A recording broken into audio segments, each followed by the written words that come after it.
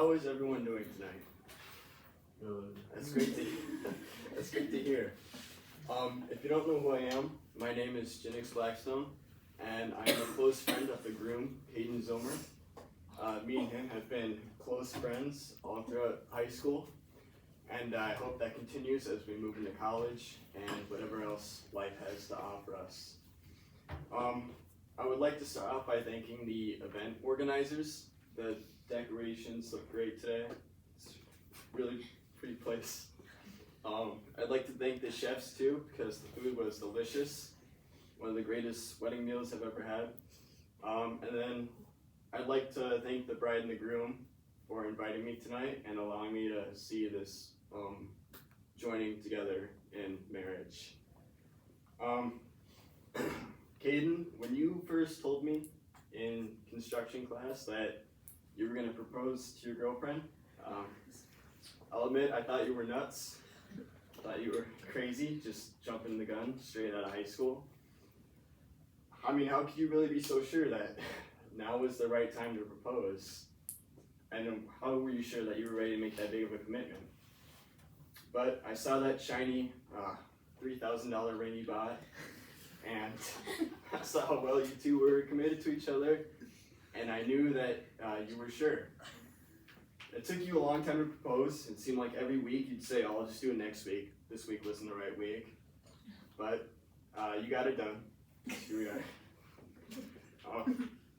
Me and Caden have been close friends all through high school. We have lots of great memories together. We were the two seniors on the football junior varsity team. We were not good, but we had a lot of fun together. We always have to stay after and do some type of running or extra credit, Jack would say, because we were either goofing off in practice or we were sleeping in when we were supposed to be weightlifting. We would pray together in the back of Riley Boyd's car as he would take us to lunch. I would always ask myself if McDonald's was something I really wanted to die for. I remember that time that you saved my son from a burning building. It was really nice of you. And by the way, that Lambo that you gave me is ready to get picked up. You can just stop by anytime and grab that.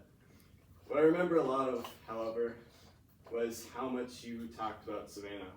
It seemed like no matter where we were or what we were doing, you were always bringing her up, talking about what you have done and what you planned on doing with her.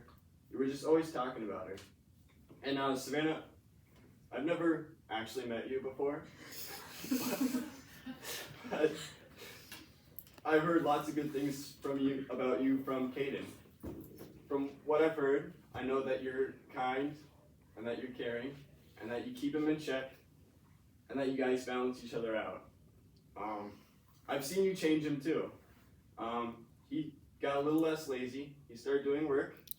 Except for construction class, we were good at looking busy while not doing anything in that class.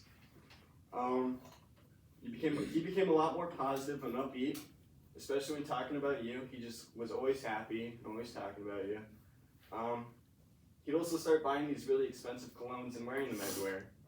Even at football games. Before a football game, he would spray this expensive cologne under his football pads, and you could just film the entire match on the sidelines.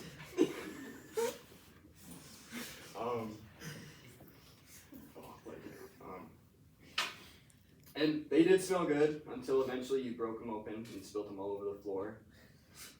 But Caden and Savannah are two great people who are set to achieve great things in life.